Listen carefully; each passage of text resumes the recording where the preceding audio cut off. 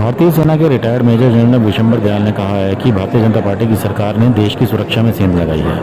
Bharatiya Janata party की सरकार ने अग्निवीर योजना लागू करके देश की सुरक्षा और भारतीय सेना को कमज़ोर करने का काम किया है। इसके अलावा वन रैंक वन पेंशन योजना पूर्ण रूप से लागू नहीं करके सेना के साथ धोखा किया गया है। जो रिटायर्ड फौजी हैं वो लगातार संघर्ष कर रहे थे कि वन रैंक वन पेंशन योजना लागू की जाए। सरकार ने संघर्ष के बाद वन पेंशन वन रैंक योजना लागू तो कर दी, लेकिन उसे अधूरे ढंग से लागू किया।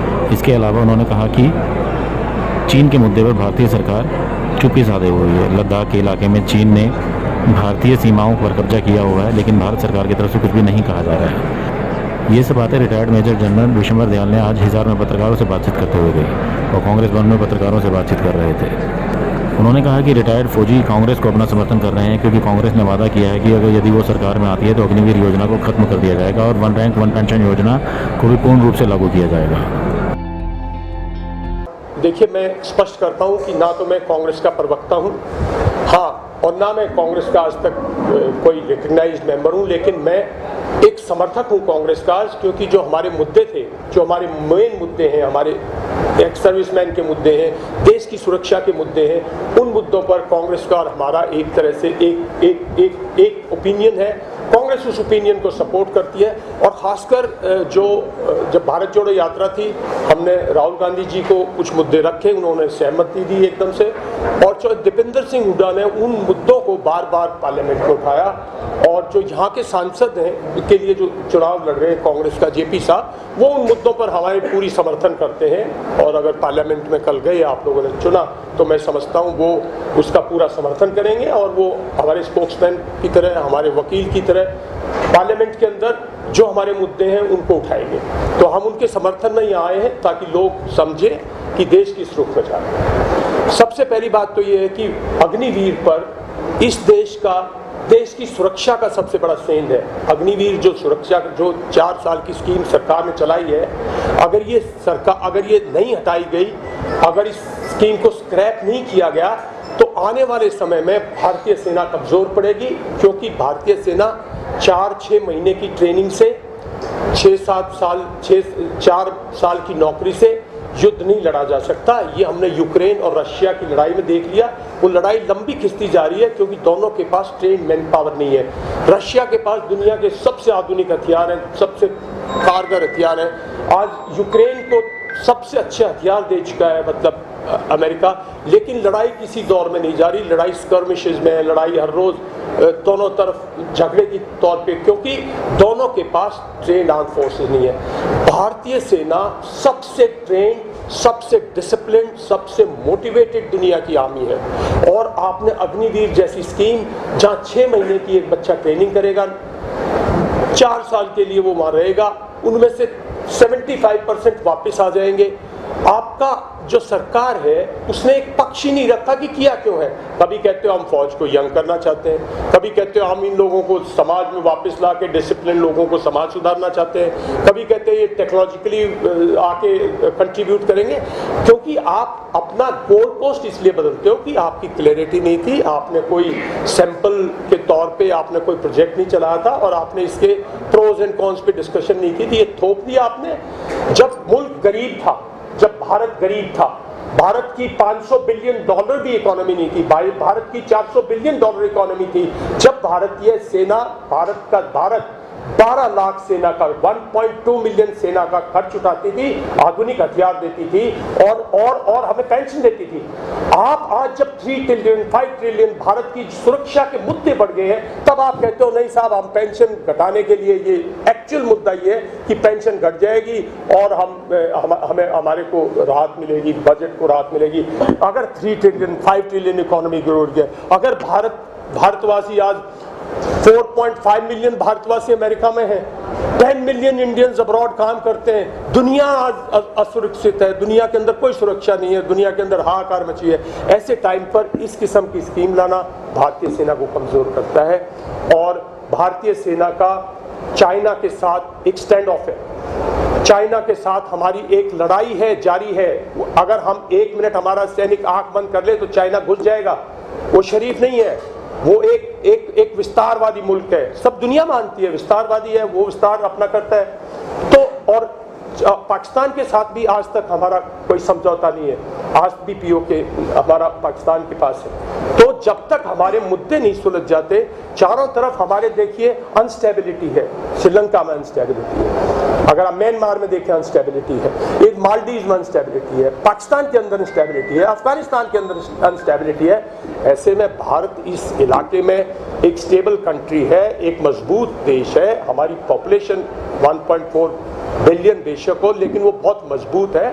हमारे अपने वो हो सकते हैं, लेकिन हम एक मजबूत देश है, तो हमारे पास एक मजबूत सेना का होना बहुत अनिवार्य है, ये सेंध लगाती है। दूसरा मुद्दा जिस पर हम बार बार बोल चुके हैं वो ये है कि चाइना के साथ ईस्टर्न लद्दाख के अंदर वहाँ के जो सोशल एक्टिविस्ट है मिस्टर वांगचुक, वो दुनिया को बता चुके हैं कि 1200 स्क्वायर किलोमीटर एरिया चाइना के पास हमारा है आज भी, जहाँ हमारे भेड़ बकरी चराने वाले लोग, जहाँ हमारे गांव के लोग, देखिए सीमा एक इमेजिनरी लाइन हो सकती है, सीमा कुछ भी हो सकती है, लेकिन किसान का खेत उसी सीमा से शुरू हो जाता है। जैसे पंजाब में किसान का खेत बिल्कुल इधर हमारा खेत है, उधर पाकिस्तान के किसान का खेत है, ठीक इसी तरह माउंटेन्स में भी हमारे लोग जो हैं, जो हमारे लोग भेड़ बकरियां चराते हैं, उनका एक हक था।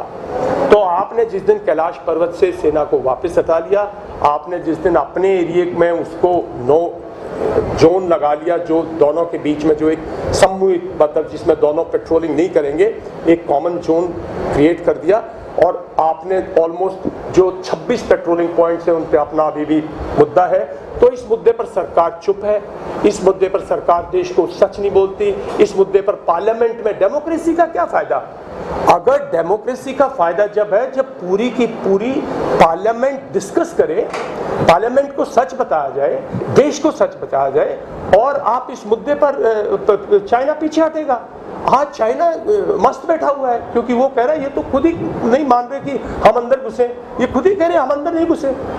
तो ये एक बहुत बड़ा मुद्दा है जिस पर जो हमारा मत है, वो हमारा मत है, उसका पूरा पक्ष किया है कांग्रेस ने, उसका पक्ष पार्लियामेंट में भी किया है, बाहर भी किया है, और जहाँ तक जो अग्निवीर योजना है, कांग्रेस ने अपने जो घोषणा पत्र उसमें एक्सेप्ट किया है कि हम इसको, जो आज के दिन सैनिक हैं अगर सत्ता में आए तो हम उनको रेगुलर करेंगे, और अगर मान लो ये स्कीम जो है हम सत्ता में आए तो हम इस स्कीम को स्क्रैप कर देंगे, जो पुरानी एनरोलमेंट है उसके हिसाब से चलेंगे।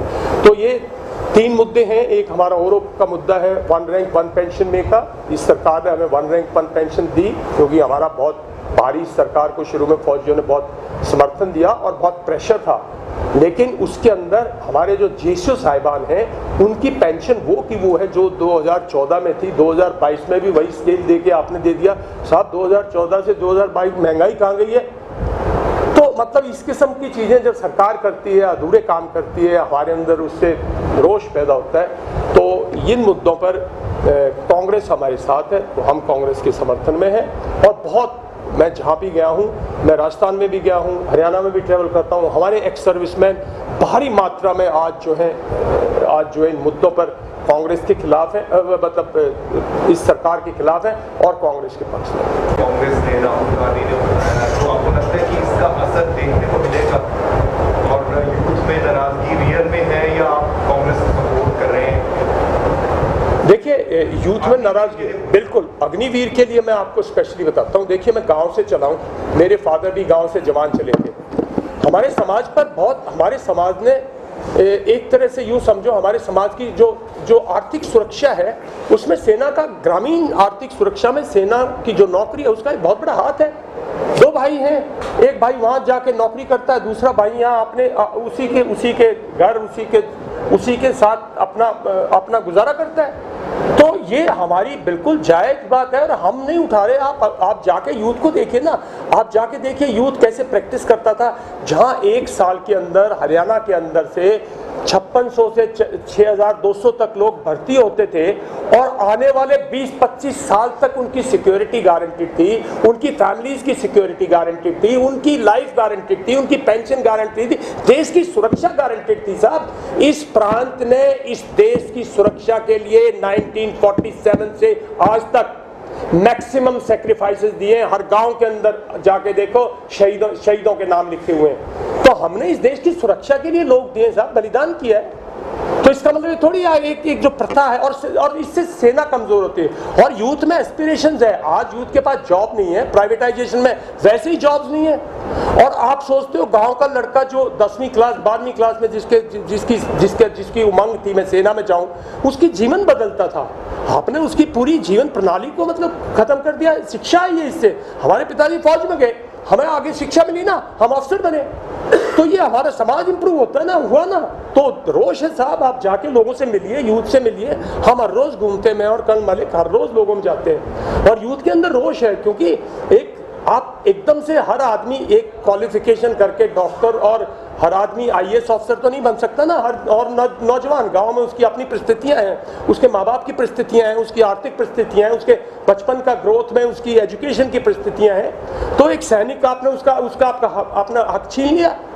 ये तो साहब आप जाके देखिए लोगों में अग्निवीर के प्रति कितना गुस्सा है। हमारा गुस्सा ये नहीं है कि भाई हम पेंशनर हैं, मैं पेंशनर हूँ, आराम से घर में रह सकता हूँ। हमें तो बिल्कुल कोई, हमारे बहुत फौजी भाई हैं जो सोचते हैं मेरे को क्या लेना देना भाई, देश की सुरक्षा से, समाज की सुरक्षा से, समाज की समृद्धि से हम गांव से चले, हमारा लेना देना क्यों नहीं है हमारे स्टेक से। अगर हमने जिंदगी जी ली, आज पेंशन पे रह रहे हैं, तो हमारी अगली पीढ़ी के लिए हमारे स्टेक्स हैं भाई। तभी तो भारत आगे बढ़ेगा, तभी देश आगे बढ़ेगा। ग्रामीण भारत का एक अपना एक अपनी अहमियत है। गांधी जी ने कहा था ना, इस देश की आज़ादी पॉसिबल नहीं है जब तक ग्रामीण भारत इस देश की आज़ादी के लिए लड़ाई नहीं लड़ेगा। और तभी उन्होंने अपना सब कुछ त्याग के एक धोती पहन के गांव-गांव जाके प्रचार किया, तभी भारत को आज़ादी मिली है। तो ये ग्रामीण भारत के अंदर सेना का बहुत बड़ा, आप किसी भी गांव में चले जाओ, सन 47 में 50-60% गांव कच्चे थे भाई। और जिसने पक्का बनाया, किसी सरकार ने आके एनेबल किया, हमें काबिलियत दी। फौज में गए, पुलिस में गए, लोग नौकरियों में गए, जगह जगह डिपार्टमेंट्स खुले, हमें क्षमता मिली। सेना में यूथ जब जाता है, उसके परिवार को क्षमता मिलती है, उसके भाई को क्षमता मिलती है, उसके भाई के बच्चों को क्षमता मिलती है, वो दुनिया में देखता है। तो आपने सिर्फ पेंशन कम करने के मुद्दे को लेकर आपने ये हमारा हक छीन लिया, ये बात है और कोई बात नहीं। मैं टीवी पे बोल चुका हूँ, जो उनकी रेगुलर फोर्सेज हैं, हमें एलसी पे सामने दिखता है, उन पे करो स्ट्राइक, उन पे करो। पाकिस्तान को दर्द कब होता है? जब उसकी सेना का जवान, जब उसकी सेना का अधिकारी, जब उसकी पोस्ट डिस्ट्रॉय होती है। पाकिस्तान को उग्रवादी 10 मर गए, 5 मर गए, उससे फर्क नहीं पड़ा ना। फर्क तो हमें, तो उसको जब अगर हमारा एक सैनिक हमारा, अगर एक सैनिक हमारा गया है, तो मेरा मानना ये सर्जिकल स्ट्राइक बहुत अच्छा था, क्योंकि उससे एक मैसेजिंग की है कि भाई रुको। और ये हम पहले भी करते थे, लेकिन पहले की सरकारें, पहले की जनरलशिप ऐसी बातें पब्लिक में नहीं करती थी। बदला लेते थे हम, वरना बदला लेते थे, हमने कभी किसी को माफ नहीं किया। एलसी पर वो मुझे बटालियन कमांडर या उसका ब्रिगेड कमांडर बुला लो जिसका जवान कभी हताहत हुआ हो और उसने बदला नहीं लिया हो, हमने बदला हमेशा लिया, और ये बहुत अच्छी थी। लेकिन मेरा मानना ये है कि इसे हमें रेगुलर फोर्सेस पर फोकस करना चाहिए था, तो पाकिस्तान जल्दी काबू में आ जाता। पुलवामा के लिए क्या मानते हैं आप, फेलियर किसका था? मतलब इंटेलिजेंस फेलियर था या गवर्नमेंट ने उस तरीके से नहीं रखा? देखिए, पुलवामा में कहीं ना कहीं इंटेलिजेंस फेलियर तो स्पष्ट था, और उसकी जो इंक्वायरी है वो आज तक नहीं हुई। उनके गवर्नर सत्यपाल मलिक बोल चुके हैं, मैं उनके साथ एक उसमें भी गया था, एक पत्रकार थे, कुछ लोग वहाँ पे थे, मैं वहाँ भी गया था। हमारा मानना ये है कि कहीं ना कहीं हमारी इंटेलिजेंस एजेंसीज की फेलियर था, और जिन्होंने जो उसके लिए जिम्मेवार थे उस इंक्वायरी कीजिए, उनको सजा दीजिए। देश की सुरक्षा में कोई भी नुकसान जिस मर्जी को देखिए, बॉम्बे हुआ, मुंबई हुआ, हमें दुख हुआ, उन्होंने होम मिनिस्टर बदला, उन्होंने किया, उसके बाद एनएसजी के जगह जगह पे करेक्टिव एक्शंस लिए गए, और पनिश किया, हम लोगों ने पनिश किया कांग्रेस को उसके लिए। जो देश की सुरक्षा में जहाँ कहीं भी चेन लगती है, और अगर आप उस पर कार्रवाई नहीं करते, सिर्फ उसको कवर कर देते हैं कि हमने क्या किया, हम तो करेंगे भाई। मैंने बोला आपके पास दुनिया की सबसे ट्रेंड, सबसे मजबूत सेना है देश के पास, इसमें कोई शक नहीं होना चाहिए। लेकिन, और आज से नहीं है, 1962 से 2020 तक चाइना की जरूरत नहीं पड़ी, जहां भी चाइना घुसा वापस चला गया। नथुला में 1967 में उसने दोबारा कोशिश की थी, हमारे जवानों ने उनकी लाशें बिछा दी थी 1967 में। 1986-87 में उन्होंने नॉर्थ ईस्ट में उन्होंने एक हादसा किया था, हमारी सेना ने उसको पीछे से घेर लिया था, 3 साल तक वार्ता चली। उसके बाद ये संधि साइन हुई थी 1993 पीस ट्रैंक्विलिटी की जो संधि है। चाइना अगर उसको वायलेट करता है तो हमें तो पता होना चाहिए कि चाइना किसी संधि की इज्जत नहीं करता, वो इंटरनेशनल उनको नहीं मानता है, तो हमें भी चौकस रहना चाहिए। मेरा मानना ये है कि जो सर्जिकल स्ट्राइक थी बिल्कुल ठीक थी, लेकिन मैं टीवी पे तब भी कहता था कि अगर उसने हमारी एयर वायलेशन वायलेट की थी ना, तभी तो हमने स्क्रैम्बल किया था, तभी 2 हवाई जहाज, उनका हवाई जहाज गिरा था तभी। तो इसका मतलब उसने जरूरत की है, और आप सब प्रॉपर जो उनकी रेगुलर फोर्सेज है उनको डिस्ट्रॉय करो, क्या प्रॉब्लम है? अगर आप पाकिस्तान को रेगुलर फोर्सेज को जब तक नहीं करते, आईएसआई को डैमेज नहीं करते, वो देश ऐसे ही करता रहेगा। उसका कैरेक्टर है ये। वो एक ऐसा मुल्क है जो कि सेना चलाती है, जो आईएसआई चलाती है, बाकी सब वहाँ ड्रामा है, फसाद है, और एक कमजोर मुल्क है, उससे डरने की जरूरत नहीं है। ब्यूरो रिपोर्ट नई ताज़ा न्यूज़ हिसार। लेटेस्ट वीडियोस के लिए सब्सक्राइब करें हमारा चैनल नई ताज़ा न्यूज़ और दबाएं बेल आइकॉन ताकि आप मिस ना करें कोई भी अपडेट।